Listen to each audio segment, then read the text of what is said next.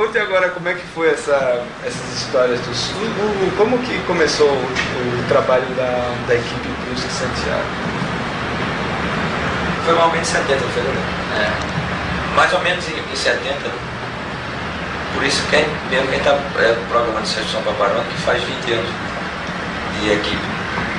Eu fui na Escola de Belas Artes procurar uma informação sobre um Salão Nacional de Arte Universitária. E quando eu cheguei lá, disseram, procure Daniel Santiago lá no diretório. E eu fui e tal, aí Daniel disse, além de me dar ficha, ele disse, vai participar desse salão e tal, e será que é bom? A gente começou a discutir o salão, sentamos no banquinho, saímos do diretório, sentamos no banquinho que tinha assim na universidade e ficamos conversando.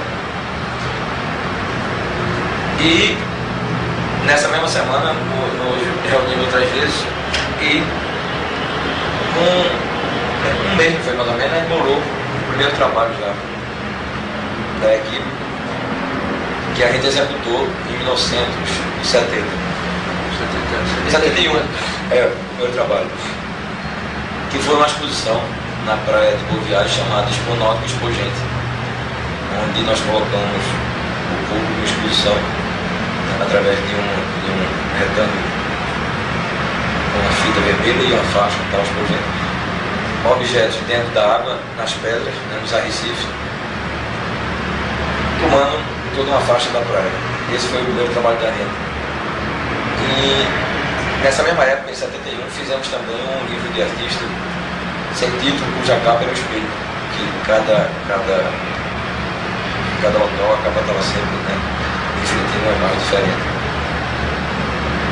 E começamos, desde essa época, começamos a trabalhar na rua. Esse trabalho que a gente fez na praia foi um trabalho que chamou muita atenção, porque o pessoal nunca tinha visto trabalho assim na praia. Na água, trabalho flutuando, feito de isopor, trabalho nas pedras. Eu levei um arco para as pedras. Paulo Brusque sinalizou as pedras com sinais de trânsito. E tinha trabalho assim que o pessoal destruiu. Tinha um tapete feito de um pedacinho de espelho que os meninos tiraram os espelhinhos, descolaram e ficaram fazendo brincadeira com o espelho. E cada vez que o público interferia no trabalho da gente ou consumia, aí nascia nova ideia, a gente pensava já em fazer outra coisa, né? Ampliar um trabalho desse. Tinha um carretel também que o pessoal ia desenrolando. E criou uma situação engraçada, porque o pessoal foi desenrolando e passava pelas pernas de quem andava, quem estava deitado, quem estava sentado. Então. E esse trabalho deu primeira página de jornal, páginas inteiras de jornais. Era uma coisa curiosa isso.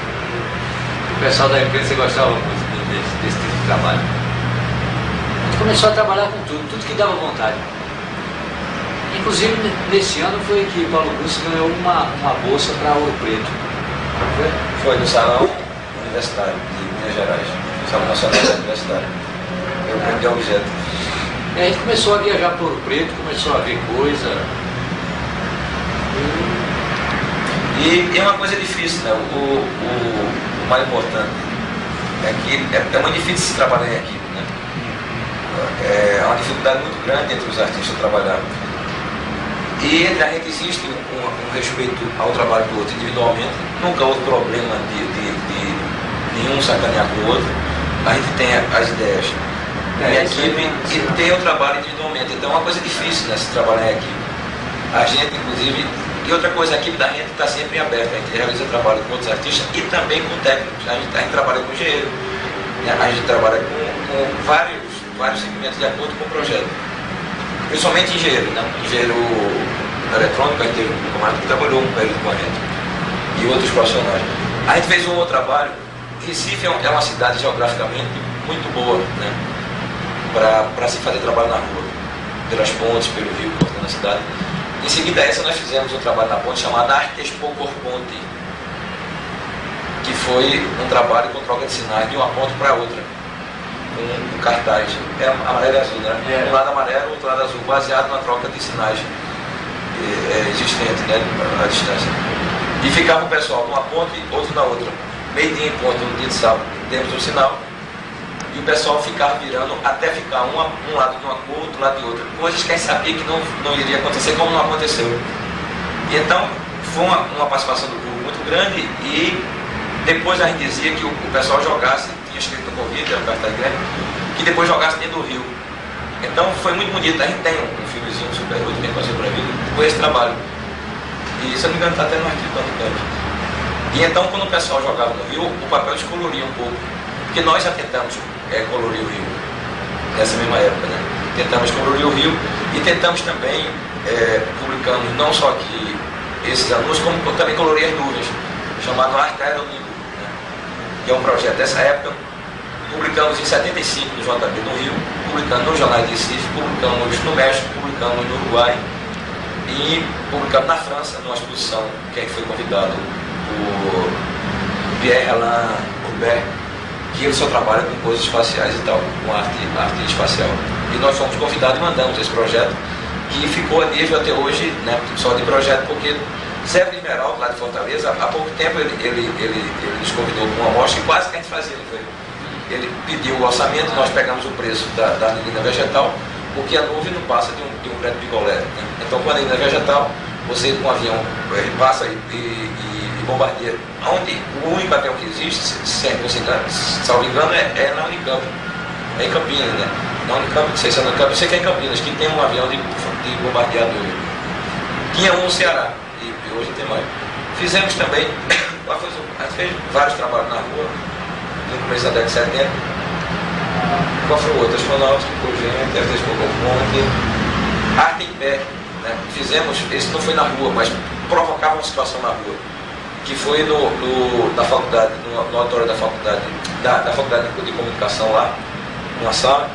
O convite era o seguinte, para você comparecer com um sapato diferente em cada pé.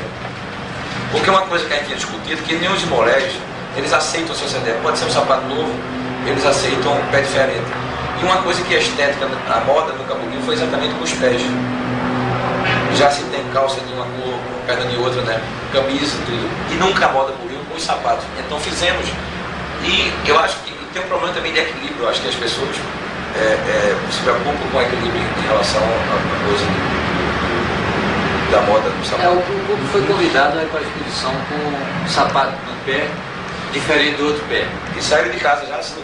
Não. O pessoal, muita gente levou o sapato para calçá-la na entrada da exposição. Mas alguns saíram direto para lá. Alguns foram, né?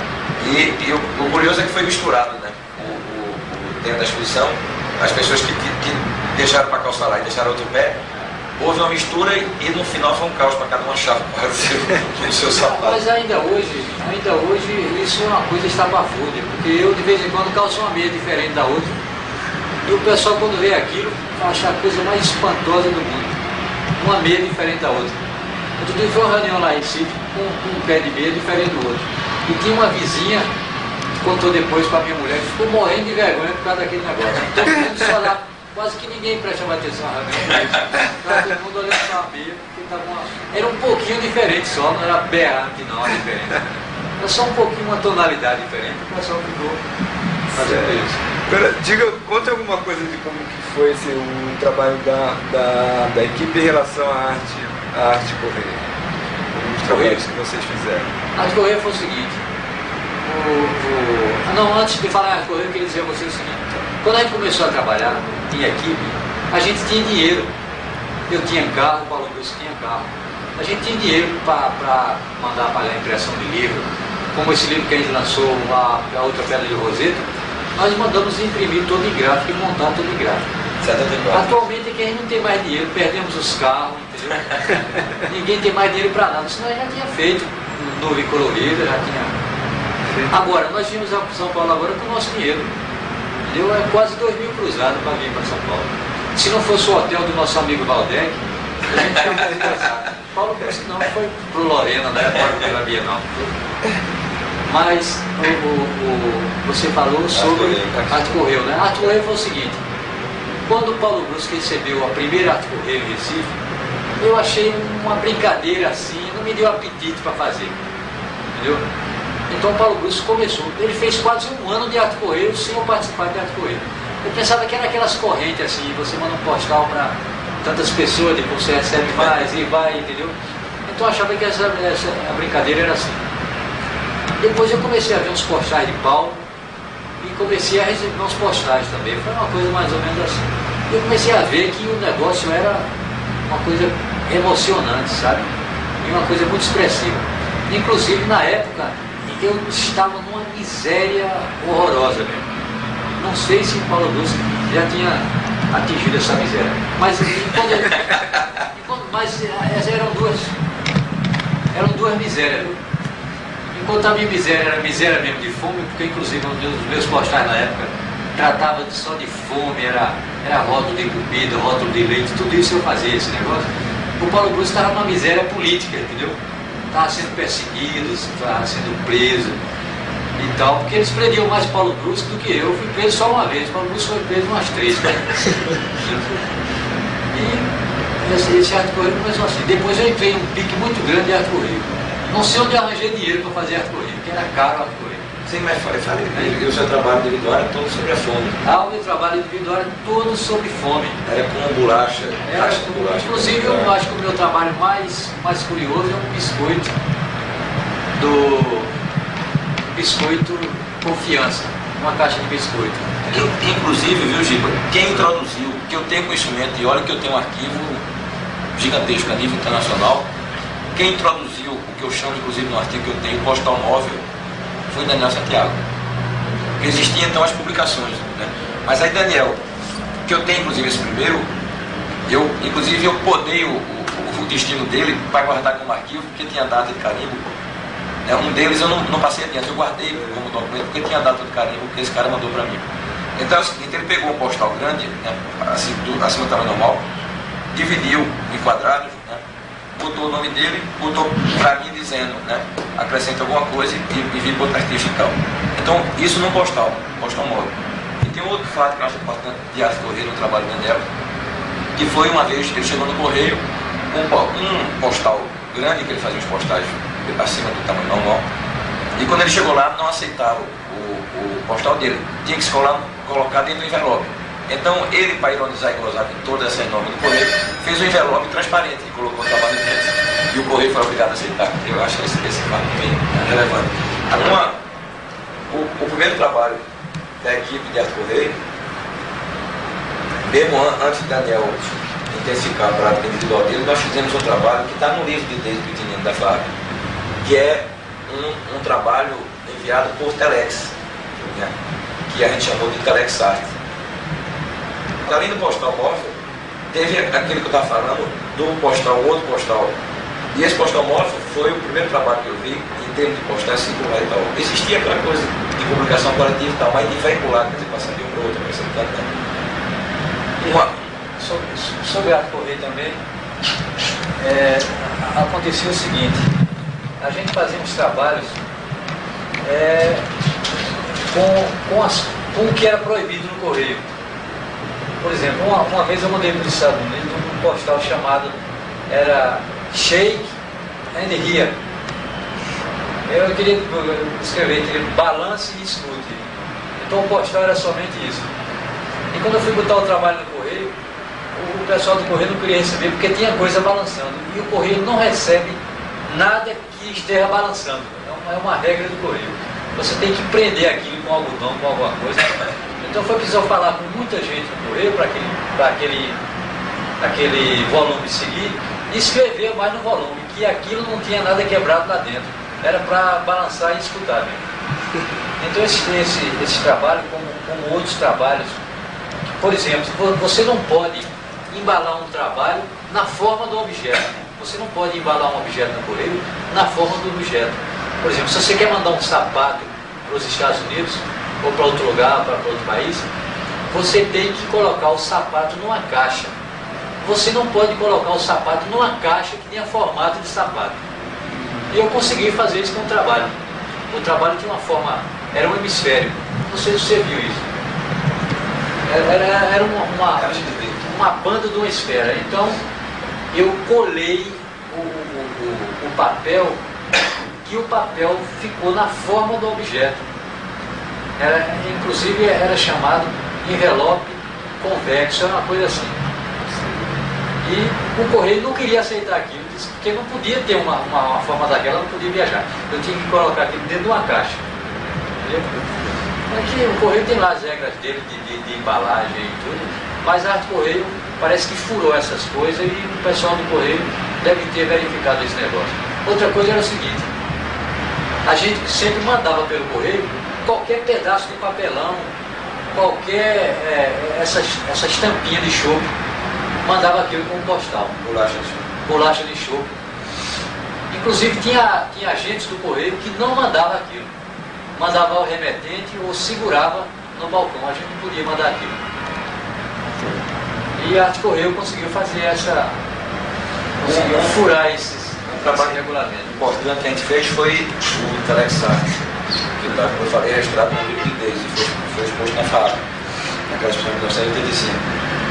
Nós recebemos a ficha de inscrição do Salão do Paraná em 73 e recebemos faltando 24 horas para encerrar o prazo. Então nós fomos tomar uma cerveja e discutir como era que a gente ia fazer um trabalho, por exemplo, que desse tempo de a gente mandar. Então, terminou sendo um trabalho conceitual porque mandamos 3 propostas via Telex, fomos no Correio e enviamos a proposta. E no final da proposta nós até botamos que a ficha de inscrição seguiria via Correio. O trabalho chegou primeiro e depois a ficha de inscrição preenchida, assinada como exigia o regulamento, iria depois. E o pessoal aceitou, eu vou falar sobre qual foram as 3 propostas, e fomos aceitos. Inclusive um amigo nosso de Recife, estava morando em Curitiba na época, ele foi para o salão e o pessoal, a coordenação do salão, expôs, eles não realizaram o trabalho, né? Ficou a nível de conceito. E eles botaram outro Telex junto, explicando ao público por que eles não realizaram, mas aceitaram o Telex como proposta. Que foi o seguinte, Daniel já morou em Curitiba um período, e então o Daniel estava falando da limpeza da cidade, é uma cidade muito organizada, é uma cidade padrão, né, até hoje no Brasil. Aí tinha cidade limpa, cidade civilizada, né? Aí a gente botou, um dos trabalhos era deixar no canto qualquer do salão todo o material que ele fosse utilizar para a limpeza da área de exposição. E uma placa dizendo, salão limpo é salão desenvolvido. Né? O segundo trabalho era amontoar num canto do salão todas as embalagens recebidas para o salão. E o título, eles botariam uma placa, se embala como se quer. E o terceiro trabalho era o material que foi utilizado na montagem do salão, em cima de uma cadeira distante a 1 metro da parede, e uma vassoura pendurada também a 1 metro do chão, o nalho. E o resto do material, aliás, vassoura não, a vassoura foi no outro. E o resto, prego, martelo, tudo que foi utilizado em cima dessa cadeira e escrito, não toque, isso está em exposição. Né? E eles aceitaram. Esse foi o primeiro trabalho da gente aqui, em 73. E depois chegou uma época que a gente mandava as verdadeiras brincadeirinhas para as exposições. Então a gente trabalhava as coisas e a gente testava a equipe, né, de seleção. E a gente tem vários trabalhos provocando a comissão. Não era um trabalho assim, era para saber se aquilo era arte ou se não era arte, porque a gente já tinha certeza que era arte. Mas a gente ficava. Por exemplo, quando muito artista do Recife mandava embalagens pesadíssimas de 50 e 100 quilos, a gente participava da mesma exposição com postais, com carta, né, com uma proposta, entendeu? Então isso começou a facilitar mais a vida da gente. Por isso que a gente quer fazer essa exposição que a gente está propondo para Campinas, Pernão de Campo, ou qualquer espaço, porque a gente vai fazer um livro documentando porque quase ninguém conhece nosso trabalho a nível nacional.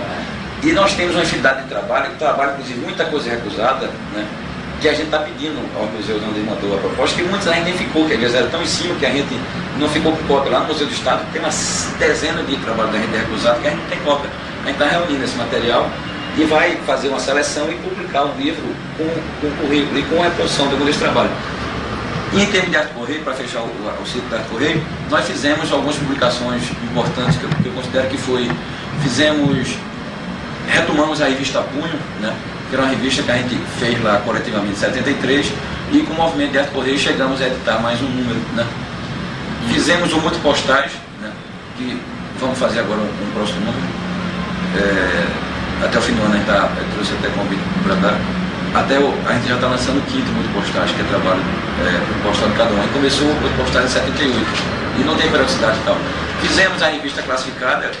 Uma outra coisa que eu acho muito boa que a gente fez foi o movimento de arte classificada que a gente criou, né? Que é anúncio, trabalho através de anúncio nos jornais, propostas e tal, nos classificados. E foi uma maneira que a gente ajudou também de registrar nosso projeto, né? E então, fomos proibidos por um dos jornais lá, na época a Veja chegou a dar uma página, né, por aí, 78, e fizemos uma revista, mandamos através da Correio convite para que os artistas publicassem anúncios nos jornais, propostas, e nos enviassem. E fizemos uma revista chamada Revista Classificada, só com trabalho de arte classificada. Livro de artista, nós temos uma série, fizemos esse sentido, cuja capa é o espelho, em 71, fizemos Outra Pedra de Roseta, em 1974, fizemos o Genotexto em 1982, fizemos... tem outros, né? A gente fez muita coisa com artes gráficas também. Tem os cartazes. Agora, eu queria também dizer uma coisa curiosa que teve quando a gente começou a trabalhar. A época era uma época difícil, não sei se você se lembra disso, que era uma perseguição danada. Nós tivemos exposição nossa fechada pela Polícia Federal e aconteceu coisa que a gente não sabia. O pessoal nos perseguia sem a gente saber, fazia tudo para atrapalhar nossas exposições, entendeu? Inclusive, o nosso livro Outra Pedra de Roseta, ele foi lançado no açougue. E coincidiu que o lançamento desse livro foi no aniversário do Mobral. Você veja bem, eu não sabia desse negócio. Não sei se Paulo Gus sabia que marcava esse. Mas quem sabia não me dizia nada, entendeu? Então, por coincidência, o lançamento desse livro no açougue foi aniversário do Mobral. E agora, 10 anos ou 15 anos depois, a gente conversa com um amigo, e esse amigo tinha acesso ao escritório da Rede Globo. Ele disse que estava conversando com alguém da Rede Globo quando entrou um militar responsável lá por um tipo de censura qualquer. E ficou bravo com o cara da Rede Globo porque tinha gravado esse lançamento desse livro e tinha levado ao ar. Tinha noticiado esse lançamento desse livro. E o cara disse, olha, isso é um negócio muito simples, um livro não tem nada que ser lançado no açougue. E o camarada disse, e você não está sabendo que é aniversário do Mobral, não? E levou o filme, prendeu o filme. Agora você veja como é que é. Então o pessoal ficava com medo que a gente não estivesse fazendo uma coisa organizada. Era um sistema, diziam eles que era um sistema organizado de subversão em conexão com outros. E a gente só veio saber que estava sendo perseguido depois que a gente foi preso, né? Porque eles estavam indo a todo o nosso projeto, por isso que tem um grande público. Olha, outro dia a gente fez uma exposição, veja bem, a gente fez uma exposição em homenagem a Santos Dumont. O nome da exposição é Arte Aerobis. Era uma exposição que o convidado recebia o convite e do convite ele fazia um aviãozinho. E esse aviãozinho ele era jogado na ponte. Todos os convidados tinham umas 100 pessoas mais ou menos, ou mais. Então esse pessoal, ao sinal dado, todo mundo jogava os aviãozinhos do avião. Então pronto, o nome da exposição era Arte Aerobis, em homenagem ao 14B de Santos Dumont. E era na época de Santos Dumont, mais ou menos. Mas sabe o que aconteceu? A gente marcou o sinal para ser dado meio-dia, porque a gente fazia geralmente os eventos no sábado, no centro, na ponte, no centro da cidade. Meio-dia em ponto, como o convite dizia que meio-dia era dado o sinal, meio-dia em ponto caiu um avião da FAB em Fortaleza. E quando eles nos prenderam, disseram que estava tudo associado, que isso era uma coisa que a gente tinha sabotado o avião para organizar. É um nível do absurdo, né? E dessa vez você foi preso sozinho. Foi. Dessa vez o Paulo Cruz foi preso sozinho. Eles chamavam para Paulo falar e dar alguma explicação sobre o trabalho. Fizemos um trabalho que foi recusado no Salão Nacional, que a gente pegou a etiqueta de identificação dos trabalhos de Salão Pernambuco e transformou na própria obra. Ampliamos e a obra era etiqueta, né, preenchida e tal. O título era etiqueta, a dimensão da criação e tal. E fomos recusados. Era muita aventura. E uma vez colocamos em exposição, que também foi recusado, foi o edifício, a ruína. A ruína. Na década de 70, a gente colocou uma ruína como escultura, pintada no salão, uma ruína que tinha lá, abandonada no Recife, e esse trabalho foi recusado. É por isso que a gente quer pegar todo esse trabalho que está lá, isso a gente tem cópia, inclusive. Fizemos um concerto, na época, em 70 e pouco, um concerto, a gente trabalha com música aleatória e performance também, né? E em 70 e pouco, 73 por aí, não foi? 72, concerto sensorial. Agora era concerto, entre parênteses, o S e o C. Né? Aí fizemos um concerto com 500 caixas de fósforo, esse aí foi bancado pela Fiat Lux. Era mais caixa de fósforo? Era mais, né? Eu sei que lotou o autódromo, tinha até gente pelo chão. Então tinha cada caixa de fósforo aqui em cima com vidro colado, cobrindo o selo da Fiat Lux. Era com sensacional dizendo que, à medida que você via sua cor projetada por slide, você. Aí tinha uma borrachinha e um palitinho. Aí você fazia tac, tac, tac, tac, tac, tac. De acordo, e a gente tirou um bocado de palito de cada caixa, com a quantidade de palito ela dá um som diferente. E então, tinha a máquina, né, que é um músico. Isso era um instrumento. E Marcos Caneca tirando o ruído de acordo com o som, ora influenciando os espectadores, ora sendo influenciado pelo som. E 4 projetores de live, cada um, nós dois, um e mais 2 amigos nossos, projetando, às vezes isso aleatoriamente, não estudamos como seria a projeção. Às vezes projetava os 4 para todo mundo, às vezes nenhum, às vezes 2, 1, e ele ia fazendo o som de acordo com isso. Né? Foi um trabalho que a gente fez. Aí também, lá em Boa Viagem, fizemos um outro concerto, né, de música aleatória e performance na Moderna Center, e que foi muito bom, levou um público muito grande estudando música e tal. Participamos do ciclo de performance aqui de São Paulo, durante 2 vezes. E outras intervenções dentro do espaço urbano, lá no Recife, fizemos uma série de intervenções também. E essas propostas que a gente mandou, proposta de salão, tem muitas, né? Inclusive, foi acho que o único caso, porque o pessoal reclama porque o Salão Nacional corta muito. A gente entrou e o trabalho do Daniel foi para o Rio e não montou o trabalho. Foi um caso que, inclusive Daniel, quando o pessoal ouviu o Encontro Nacional lá no Recife, depois disso, e Daniel subiu e disse ao pessoal da Funarte: eu me desculpo em público, em nome da equipe, porque enquanto o pessoal está reclamando que não entrou, a gente foi o caso, os outros artistas que entraram e não fizeram o trabalho. Eu não sei se já aconteceu isso, se acontece isso normalmente. Na vingança dos salões. Que o Paulo Gusto, inclusive, estava na Europa. E eu mandei um trabalho em nome da equipe, que a gente tinha bolado antes, e tinha mandado um trabalho individual meu feito com Xerox. Mas eu tinha que arranjar um diabo de uma Xerox no Rio de Janeiro e arranjar uma escola de dança. A gente precisava de uns 30 dançarinos, mais ou menos, ou dançarinos. E como eu achava que isso era fácil de fazer no Rio de Janeiro. Eu vendo Paulo Bruto chegar em São Paulo, conversar com o pessoal todo, mas eu não tinha essa capacidade de conversar com pessoas como o Paulo Bruto tem. Paulo Bruto chega aqui em São Paulo, conversa com todo mundo, chega no Rio de Janeiro, conversa com todo mundo. E eu não consegui fazer isso, então não apresentei um trabalho no Salão Nacional. Era o 7º Salão Nacional.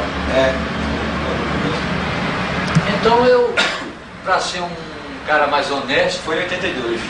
Fiz uma carta para os promotores do salão, para o encarregado do salão, Paulo Sérgio Duarte, né? Que era Paulo Sérgio Duarte, e pedindo desculpa porque não tinha apresentado o trabalho no salão e prometendo nunca apresentar aquele catálogo no nosso currículo. Cortar aquele negócio, porque aí eu sei que agora é mais fácil a gente provar que participou do salão do que provar que não participou. E mandei essa carta. Inclusive eu estava com essa carta, doido para ler essa carta em público, durante uma apresentação, durante um debate que a Funarte fez lá em Recife. E por coincidência o debate justamente era de gente criticando a Funarte, criticando o salão, porque teve espaço pequenininho, porque não sei o quê, porque foi cortado, não sei o quê. E quando eu fui falar justamente uma coisa que era justamente o contrário do que o pessoal estava falando. Bom, uma coisa boa que a gente fez e faz até hoje no Recife, fizemos um trabalho muito importante ligado à universidade, né, trabalhando muito com o público infantil, estudante. E esse trabalho na universidade foi muito importante, foi no final da década de 70. Em 78, um projeto nosso de um festival foi aprovado pela Católica, né? E a gente implantou com a equipe lá na universidade o Festival de Inverno da Universidade Católica. E na época levamos muita gente boa, né? Levamos Eloy de Sica, né? Que fez o trabalho dos parangolés. Isso aí foi uma coisa interessante. Inclusive ele doou os parangolés, que eu tenho até hoje 12 parangolés de hélio, né? Originais. Isso era paralelo ao trabalho de arte que a gente fazia. Ainda dava aula, né, na universidade. Você precisa ver quem Paulo Brusque levou pro levamos naquela época, a Universidade Católica. 78, 79, até 80. Foi Hélio de Sica, levamos Zé Roberto Aguilar, levamos Ivaldo Granado, levamos Regina Vata. Inclusive Hélio, depois foi quando ele tinha chegado a Nova York, ele só tinha feito um trabalho aqui em São Paulo, uma performance, e em seguida foi o segundo trabalho que ele apresentou lá. E veio morrer, né, depois. Levamos Alma Andrade de Salvador, levamos foi esse menino aqui, Jônio Bressani, levamos aquela de teatro, como era o nome dela? Na época do festival. Esse casal que trabalha com literatura, né? Levamos um pessoal de Charge de Minas. Quem? Tem um pessoal que trabalha com literatura, você... Sim, levamos Décio Pignatari, levamos Friedrich Moraes, alguns críticos também, levamos uma série. Isso foi na Artidó, não foi? Isso foi na Artidó, já foi no outro evento. Friedrich Moraes e o pessoal do estado de São Paulo. O Wilson Botinho. Artista levamos... Rubem Gershman também. Rubem Gershman, né? Esse pessoal todo teve em Recife e ninguém sabia quem era esse pessoal lá em Recife. Um registro importante que eu acho que a gente deve falar é o da Artidó, né? A Arte em Outdoor. Inclusive, para surpresa nossa, eu tive até na época, mandei algumas cartas para Araci, né? Olha aqui, então todo esse trabalho, por exemplo, o trabalho da Artidó, quando a gente estava fazendo um trabalho para o Rio, que era chamado Tiro ao Alto, esse trabalho era um trabalho que a gente segurava um espelho redondo, que eu estava olhando para aquele espelho ali e queria depois pedir permissão para fazer uma tomada de você. Você fica com a sua câmera aí, depois eu pego o espelho e você se filma no espelho para você ver como você está bonito filmando isso aí. Então, esse trabalho no Rio de Janeiro era o seguinte. Foi para o Salão da Eletrobras. Era uma proposta assim. 71. O espectador, era preciso de 3 espectadores para fazer essa brincadeira. Cada um ficava em cima de uma plataforma com um espelho redondo. E lá no salão a gente ia encaixar essas 3 plataformas do lado de fora do salão do Museu de Arte Moderna, para o cara mandar um raio no espelho, para esse, para aquele, e aquilo ali mandaria para o nosso trabalho que estava na parede, com uma célula fotoelétrica e com um rádio. Então quando a pessoa encaixasse o raio de luz lá naquele espelho, esse projeto eu trabalhou com o engenheiro. Um rádio entrava em sintonia com a rádio lá do Rio de Janeiro, que eu não sabia qual era. Então tinha todas as instruções, era aperte aqui, entendeu? E ligue agora, e mande o raio para lá, entendeu? Eu acho que esse trabalho é um trabalho curioso, porque exigia do espectador um certo trabalho de equipe, né? Fomos recusados nesse ano de 71, e no catálogo, se eu não me engano, a apresentação de Valmoiala, ele chama a gente, juntamente com um artista do Rio, que eu não me lembro, que usou o feijão plantado com luz, ele nascendo, e a comissão tinha que aguardar todo dia até chegar, e um outro trabalho, no catálogo ele cita aqui, como essa Salão da Eletrobras é uma coisa comercial, eles queriam um trabalho realmente ligado na tomada, e como a gente discutiu qual seria o princípio de energia partindo do sol, né, para movimentar a coisa mais evoluída que tem na época, que era uma célula fotoelétrica, então a gente estava pegando a fonte, né, de energia primária da energia, né, que é o sol, até chegar na célula fotoelétrica. Era até uma ironia com a própria coisa da Eletrobras, que eles queriam trabalhos para ser ligado em tomada. E ele nos chama no catálogo, ele cita que alguns chegaram a um absurdo, uma coisa mais ou menos assim, a exigir água, né, que foi o trabalho do cara do Rio, sol, que foi o trabalho da gente, e tinha um com fogo, né, que era para tocar fogo. E são, na verdade, os visionários atávicos e tal. Ele no catálogo incomodou tanto a comissão que eles chegam a citar isso no catálogo. E a Artidó, a ideia da Artidó surgiu na década de 70. Sim, eu falei nesse trabalho para dizer que a Artidó surgiu aí. A Ardor surgiu aí e passou 10 anos na gaveta. 10 anos na gaveta. A Ardor surgiu quando a gente estava fazendo. E veio. A Ardor surgiu aí e quando a gente estava fazendo esse trabalho para o Rio de Janeiro. E ficou. E veio a ser mais discutida a coisa da Ardor, foi exatamente quando a gente foi fazer Deixa lá pra fora. Deixa eu quando a gente fez um trabalho. Faça o trabalho, Eu tô aproveitando. É porque tu vai comer. Aquela mulher depois. ela sabe que está sendo filmada. Tira ela pra fora que ela não faz nada.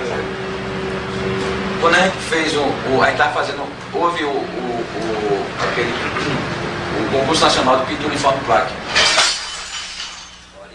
Esse trabalho a gente foi entrar no concurso da Eletrobras não, da Form Plaque, que foi em meados da década de 70.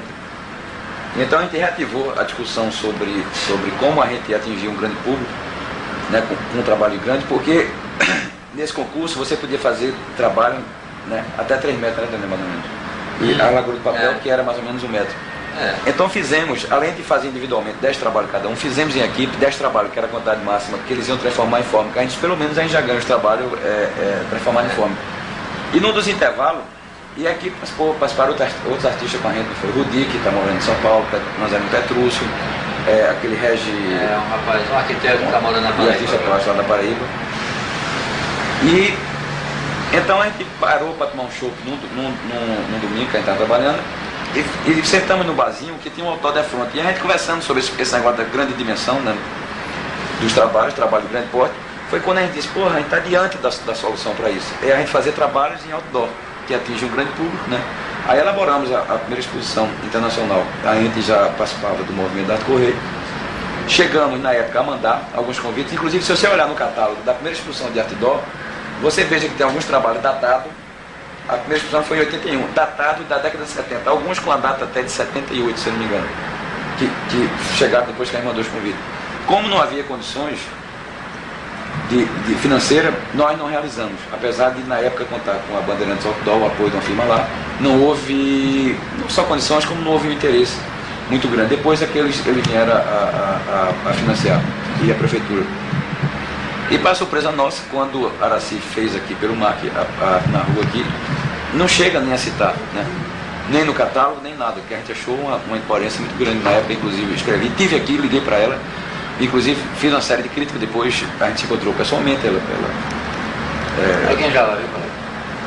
Disse lá uma justificativa, que eu não me recordo. E porque a gente tinha proposto vir discutir com o pessoal aqui, por exemplo, a coisa da arte dó aqui, a coisa da geografia das cidades, né? A posição dos outdoor. E na final da década de 70, em 79 exatamente, eu e Daniel, a gente foi convidado para um festival em Aros, na Dinamarca, que inclusive a prefeitura ia pagar a ida da gente. Foi quando a gente transou um trabalho conceitual chamado Recife Aros, que era artista de Recife se corresponder com os diários que a gente tem, inclusive a gente tem cartas, né? Como comprovante disso, a gente tem cartas, diários do pessoal do organizador do festival, e tem cópia do projeto que a gente mandou para eles. Então, essa proposta era mais ou menos 10 artistas de Recife, não me recordo, mas no projeto tem 10 artistas diários, começar a trocar informação, porque ele não conhecia Recife, nem conhecia Aros. E depois, esses artistas concebiam, faziam um trabalho conceitual, era um trabalho de arte conceitual, arte sociológica, uma série de coisas, porque você ia trabalhar sobre a cidade como suporte, né? Sobre hábitos, né? Alimentação, uma série de coisas. Cada artista ia escolher o caminho que ele ia enveredar de acordo com o correspondente dele. E essas pessoas viriam para o Recife e nós iríamos para Aros, né? Iríamos mandar os trabalhos para ser fixados em outdoor. E iríamos discutir lá em Aros com o prefeito e com o pessoal qual a nossa concepção da cidade e a realidade encontrada para a gente. E a emoção, uma série de coisas, o que a gente ia vivenciar. E fazer uma discussão, e deles aqui não, lá em Recife, a mesma coisa, como eles conceberam Recife e como eles viram Recife. E teria uma discussão exatamente sobre essa concepção de cidade para cidade, em 179. Foi esse trabalho, e utilizando o outdoor como suporte, porque esse trabalho seria fixado pela cidade. E você sabe que essa efervescência não para não, a gente fica fica viciado em fazer coisa com arte, né? E o negócio da Xerox também começou assim. Outro dia Paulo Augusto conseguiu que a Xerox lá em Recife desse abrisse lá para se fazer pesquisa numa... 75 por aí, nós temos até hoje, a gente tem. Inclusive, ele pode dar um livro dele para você. Aí nós passamos, acho que 2 dias e até 10 horas da noite trabalhando com Xerox, fazendo muita coisa curiosa. Inclusive, a gente criou o Xero Espaço, que foi uma galeria dentro da filial da Xerox, que fizemos exposições internacionais de Xerox colorido e tal. Mas chega numa hora que a gente quer trabalhar e não pode, porque aí a gente tem que comprar um equipamento mais sofisticado. Na época, se tivesse... Eu acho que já tinha Xerox colorido na época, já. Ou já tinha aquela que tem só um toner, entendeu? Já tinha, não, podia ter a amarela, podia ter a toda azul, podia ter a vermelha. E na época a gente, se tivesse aqui naquela época, a gente já tinha feito algum trabalho assim curioso. Inclusive a gente tem vontade de, quando trabalha com essa máquina, botar com a estripa para fora, né? Botar pelo avesso, ou inverter o sistema. Né? E muita coisa que a gente tem, porque a gente está trabalhando mais do que naquela época. A gente tem que ir para o expediente de manhã, ficar no expediente, trabalhar até tarde. Recentemente a gente fez... Senão a gente não tem dinheiro agora nem para comer. Quantos metros tem aquele painel? O ano passado a gente fez um enorme painel para um outro lado do trabalho da gente, porque a gente conhece também, quer dizer, essa parte. Fizemos transformamos há 2 anos atrás, em dezembro, um edifício abandonado no centro da cidade, com cerca de 100 janelas.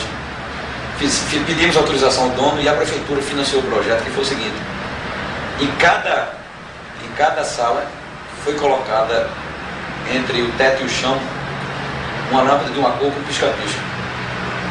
Então tem a cor repetida, né? Tinha todas as cores que existem, não tem cores repetidas. Trabalhamos com um engenheiro nesse projeto da prefeitura, solicitamos um engenheiro para trabalhar com a gente. Então o que aconteceu? À noite o edifício era abandonado, quer dizer, só via apagado, então as lâmpadas acendiam alternadamente. E era irregular a maneira de piscar. A gente pediu que o engenheiro alternasse o pisca-pisca, coincidia alguns, mas sempre mudava. E ele alterava o próprio tempo de piscar. Né? Ele montou que o próprio tempo mudava de pisca-pisca. E do lado de fora, na fachada, tinha duas tiras assim de edifício, né? Sem janela. Colocamos uma pintura em cada um de quantos metros? Tínhamos 15 metros. É 15 metros por 4. Por 4. É um painel na fachada inteira da duas pinturas. Que a gente chamou... Muito difícil de ser afixado, de ser amarrado. Eu preciso daquelas escadas girafa e uma equipe dos 20 homens. Foi uma performance a instalação. E o engraçado é que era o seguinte, esse trabalho foi colocado para o Natal na fachada do edifício. Então é um tema natalino. Quando chegou o carnaval, nós viramos também de cabeça para baixo, ficou o tema de carnaval. Já fizemos assim, já prevendo para virar de cabeça para baixo e utilizar no carnaval. Foi pintado em tempo recorde, no chão, com vassoura. Era uma grande tela esse trabalho. Por cima, eles pintavam, quer dizer, com a vassoura por cima.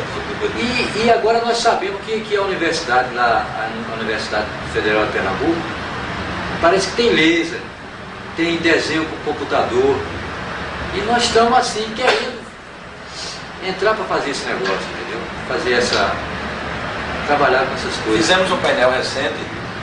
Não sei se tem tempo, por isso que eu estou querendo ver esse negócio lá Eu, por exemplo, nunca vi holografia, não sei como é, tem ideia, já tentei ver como era o processo assim, nessa revistinha, como funciona. Mas não sei como é diferente você ver a coisa mesmo, né? Fizemos um painel agora de mais ou menos 50 a 60 metros. Foi o Banespa que pega na filial de Cis, que pega do terra até o segundo andar. E é um trabalho interessante porque tem até uma cópia, se não me engano, dele. Você vê uma coisa, o espelho reflete outra, porque são folhas de 5. É um trabalho, esse é um trabalho que... A distância de uma prova de 5 centímetros. Então, esse lado é pintado de uma coisa, é outro, e o fundo é outra pintura. E vai alterando de cada vão do edifício, vai subindo, vai alterando. Então você vê uma coisa e todas as paredes são de espelho no fundo. Então você entra vendo uma coisa, o espelho reflete outra e quando você vai andando, quer dizer, vai modificando, né? É um trabalho cinético. E ganhamos também um concurso de escultura para a Companhia Hidrelétrica de São Francisco, a chefe lá no Recife, fez um concurso para uma escultura na frente do edifício novo deles, lá no Mogi. E nós ganhamos, que é uma estrutura de 6 metros em aço de altura. Mas E às vezes temos vários projetos, né? Porque Recife tem uma lei que obriga toda a área construída, isso por 1.000 metros, 2.000 metros, dependendo se é obras públicas, e tem que botar uma obra de edificação. Inclusive fizemos agora, antes de viajar, nós estamos com as 10 maquetes, né, prontas, que a gente está fazendo um portfólio para enviar para os arquitetos, né, para quando eles... a gente começa a fazer certas coisas para ganhar um dinheirinho, sabe? E a falar nesse negócio, muitas vezes a gente quer fazer uma coisa ousada em certos projetos, que chega até a arriscar a gente perder aquele projeto, entendeu? Como perdemos agora, quer dizer, tem um só esperando a resposta. Às vezes a gente pediu um projeto a gente, né? A gente entra numa concorrência assim e quer botar uma novidade e tal, o pessoal fica... E eles propuseram, o pessoal aqui de São Paulo, telefonou para a gente, propuseram a gente representar outro projeto, então a gente não aceitou, entendeu? Porque a gente tinha feito um projeto específico para eles.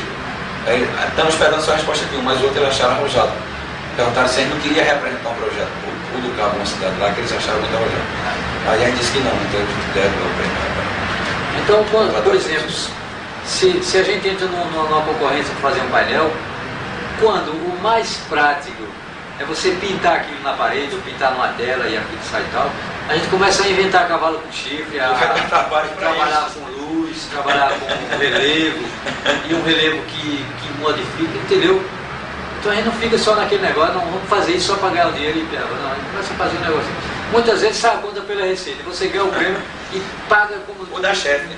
Um trabalho que a gente fez em Chile, que quando a gente acabou de fazer, quase que a gente paga para... Foi uma coisa pela outra, claro, porque a gente fez de aço maciço. Um trabalho de 6 metros de aço maciço. De instalação, conta da gente, tinha que entregar instalado. E demorar para receber. Você não quer ver o que a gente está vendo aqui? Vamos ver aqui, pegar o visual e tal, né? Vocês estão vendo lá. Eu quero que você como estava fazendo a gente. Pegar a cidade lá que vocês estão vendo daqui. Inclusive eu estava olhando as casas pernambucanas, né?